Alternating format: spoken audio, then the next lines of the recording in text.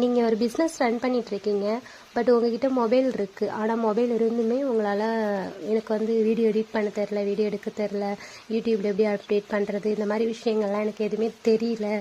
So நான் ஒரு business பண்ணுறேன், அதை வந்து சோஷியல் மீடியாவில் அப்டேட் பண்ணும் அப்படி இப்படின்னு நினச்சி நீங்கள் வந்து ஃபீல் பண்ணிகிட்டு இருப்பீங்களே.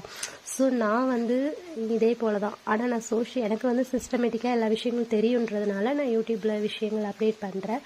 என்னோடய ஒர்க்கிங் ஃபீல்டே வேறு, பட் நான் சூஸ் பண்ண ஃபீல்டுன்னு பார்த்தீங்கன்னா டைலரிங் ஃபீல்டு தான்.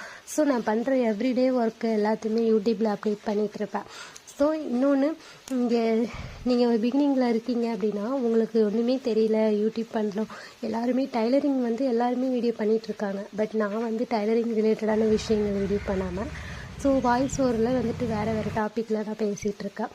சில பேர் வந்துட்டு டைலரிங் கிளாஸ் சொல்லி கொடுப்பாங்க.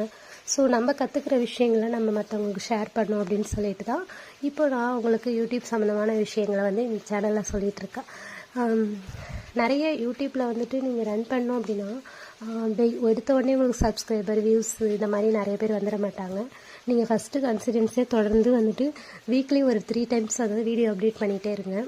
ரெகுலர் லைஃப்பில் நீங்கள் யூடியூப் பண்ண நீங்கள் வந்து ஓன் வாய்ஸ்லேயே கொடுங்க.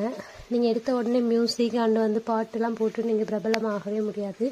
ஏன்னா அதில் காப்பிரைட் கிளைம் அண்டு ஸ்ட்ரைக்லாம் வரத்துக்கு வாய்ப்பு இருக்குது. நீங்கள் ஒரு வீடியோ பண்ணுறீங்க அப்படின்னா கண்டிப்பாக வந்துட்டு அந்த வீடியோவில் நீங்கள் வாய்ஸ் உங்களோட நீங்கள் என்ன பண்ணுறீங்களோ, இப்போ நான் பேசுகிற மாதிரி நீங்களும் வாய்ஸ் ஓவர் கொடுத்து நீங்கள் வீடியோ பண்ணுங்கள்.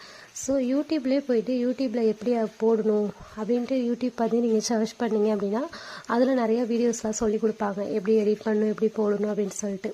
ஸோ அந்த மாதிரி நீங்களும் யூஸ் பண்ணி டெய்லி நீங்கள் என்ன பண்ணுறீங்களோ அந்த விஷயங்களெல்லாம் வீடியோவாக எடுத்து ஒரு க்ரியேட் பண்ணி நீங்கள் வந்து ஒரு 3 minutes வீடியோவாக அப்டேட் பண்ணி விட்ருங்க.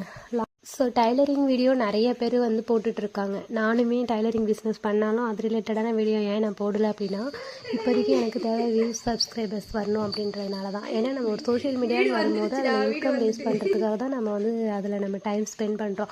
அப்படி இருக்கும்போது அதை நம்ம ரெகுலர் பண்ணும்பொழுது கொஞ்சம் ஷார்ட்ஸ் வீடியோவாக போட்டுட்ருக்கேன்.